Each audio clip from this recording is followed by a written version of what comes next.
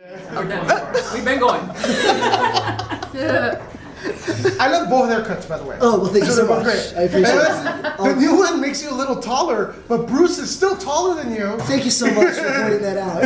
No, but It's so I mean- funny though. I meet people in real life and they say, "You're much shorter than I thought you were," and I'm like, "I'm playing the freaking penguin. What do you think? Like, I'll be 8 feet tall. I'll be the penguin. Come on, all right? Yeah." But what I'm getting at is not that you're short, because you're actually taller than me. But Oh, I know that. but is that Bruce is now he's huge. He's a man now.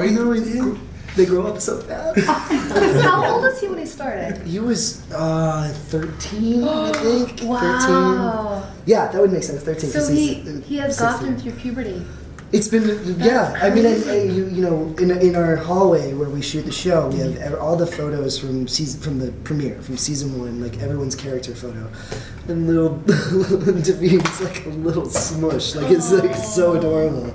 But again, it's like it's part of like I think it's a really poignant thing to be part of, because these kids, we're watching the kids grow up and we're watching them, you know, become adults in front of us, and it just adds a little bit of authenticity to the show. You know, it roots it in a real experience, you know, which I think is really brilliant. Especially because he's going through so many changes this season. Yeah, right. He's Coming into like adulthood, you know, in a way, young adulthood. I noticed both of you are paired here for the Fox press day. Are you guys you're a mysterious new character. I want to know, my question is, are you guys going to be working with the baddest man in Gotham, or what's going to happen? Yes. First of all, I'm working with a phenomenal actor. Yes. Who, we agree. and most of my scenes are with him, and I'm so. Ben McKenzie. I'm talking. He's fantastic. He's amazing. So a lot of scenes with Equally him. as amazing, but Rob was the first person I met on set, and it sort of set the bar for everything. He's so phenomenal. Oh, And yes, Sophia does realize that my character's name, that she's working with Penguin, the big boss man, and I think that she finds that a welcome challenge to mess with him a little. Yeah, and it's also Which is fun. to reclaim her family name in a way, because like, you know, Penguin did it dirty to Don Falcone, basically like stealing his entire empire, and it's, you know, it's time for a little comeuppance actually. And she brings it. Let me tell you. So I read that you're gonna be the love interest. Yes. For Ben McKenzie. Yes, that's right. What else can you reveal? About that? I don't know exactly how that's gonna end up. I think it'll be fun to see whether or not those feelings are genuine and how they play out in the season and what that means for Gordon. You know, an interesting idea would be that James Gordon is dating a Falcone, and how does that work, and what does that mean? He knows your trouble, right? Yeah, exactly. But what does that mean for Gotham, really? So it's really fun to do. There's also this like fun, well, especially for me to play. Like, there's a fun kind of, I would say, Victorian kind of flirtation between the two of us. You know, which again, it's just like, I've said it before, but like anytime someone comes on our show, a new character, and especially if I, you know, myself, if I have like such intimate scenes with them, like she's taught me things about my character that I didn't know, you know, and she's like unlocked things, you know, about the character that, I had no idea were going to happen. It's just such an amazing ride to be on, because it keeps it interesting. It keeps it like, you know, alive, and it doesn't feel stagnant, you know, and for an actor, that's just basically death. I mean, that's just like, and our show is just absolutely not that in any way. So she's a really welcome member of the family. How has it felt integrating into a cast that has been so established over the years? I think it was daunting at first because I didn't know, you know, it's kind of like going their first day of high school, and you don't know where you kind of fit in and what that means for such a year of your life, essentially. But like I said, Robin's the first person I met, and I think it really helped me. And thank you. Of course. Because it really helped me to feel welcome and safe. And also you're in New York, so you kind of know that if people don't like you, they're going to tell you. You don't have to worry about like any kind of fake, you know, pretenses. So it's really, all in all, it's been quite amazing. Yeah. What's the welcoming ritual on the set? Because you have new characters. What is it like? I mean, for Robin, do you guys have a ritual or? No, there's no ritual, but I always I make it a point, especially if I have scenes with someone coming in, to like go up and just, you know, welcome them to the family, because again, our show is so dark, and you know, it's a difficult show to shoot. You know, it's a long season, 22 episodes, and we work 14-hour days, maybe more sometimes. And, you know, I just want, like, anyone coming in to really feel like they're part of the family, because, you know, you don't do good work when you're worried about that kind of stuff. You know, your work suffers, and I don't want her work to suffer, because then that'll affect me too. You know, it's like we're all very connected on our show. And, you know, I also remember being a guest star on shows, and like coming in for an episode here and a thing there and a day there and a day there. And, you know, I've been on sets where it's been incredibly warm and loving, like the Walking Dead set. I don't know if you guys get to talk to those guys, but those actors are all beautiful, wonderful people, and they just embrace me.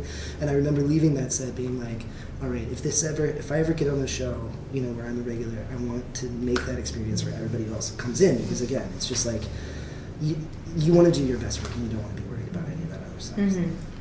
The relationship with Nigma, I mean, it was awesome. Yeah. Last season, you guys build it up, but now he's like a trophy piece for Penguin. That's right. Is that what is going to be established from now on, or are we going to see more of him?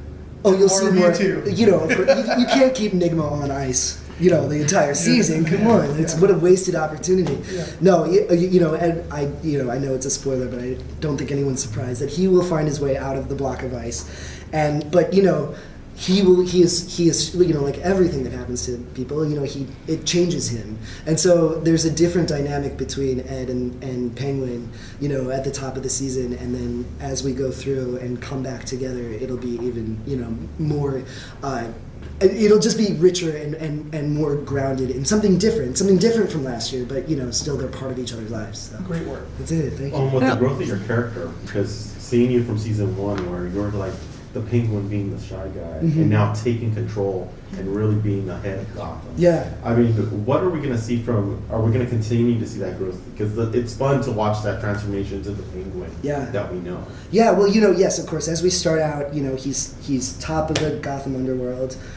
He's running a show. He's actually found a way to license crime, and in doing that, he's actually brought crime rates lower than they've ever been. So thank you, Jim Gordon, for all your hard work. But I got this. No, it's and so that's where we start off. But you know, it's Gotham City. You know, every time you achieve something, you know, you got a big target on your back, and you know, and people come to the city from other places in the country, and they shake things up, and they Is the Scarecrow going to be like your big nemesis system? I'm not sure actually. Not really at the beginning. I mean, my big nemesis, you know, it's you know, that I have many on the show. You know, there's obviously, you know, stuff with Enigma. You know, there's a rivalry there, and but again, I have to say, like, one of the biggest challenges, one of the, you know, most difficult people that he will have to deal with this year is Sophia Falco. Like, she comes in, and she just in her actions at the top of the episode, immediately she has affected everyone's life in Gotham, whether they know it or not. So, like any good woman should. That's right. My favorite Batman is Batman Returns, that Tim Burton. Yes, mine too. I'm wondering if you're a fan of that, you say you are, do you take inspiration from his version of the Penguin with Danny DeVito? Absolutely. I mean, it's, you know, obviously it's a very different take on the character. Yes. You know, that movie is so brilliant, and that was a very, you know, beautiful Tim Burton-esque, grotesque, you know, iteration of the Penguin. We're doing something different here, but at the same time, I've watched that movie a trillion times since I was a kid, and to say that I'm not influenced by Danny or even by Burgess Meredith, it would be a lie. Like, they're part of my life, they're part of your life, they're part of, we all grew up with that stuff, you know, so it's in there somewhere.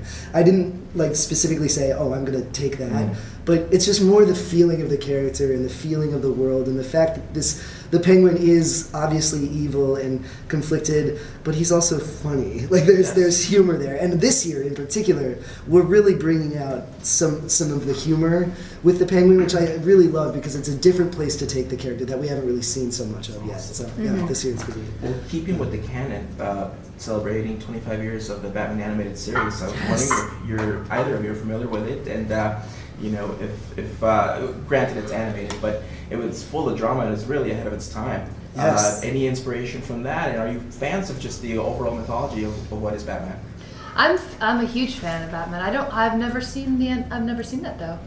The animated series? Oh, is it good? Yeah, oh, it's brilliant. And I say, like, you know, people ask, you know, what previous iterations of Batman really influenced Gotham, and the animated series is right at the top of the list because it's just Brilliant. 25 visual. years. Yeah. From 92 to 95, it was the run, I believe. Wow. Yeah. I've seen interviews where 25 years.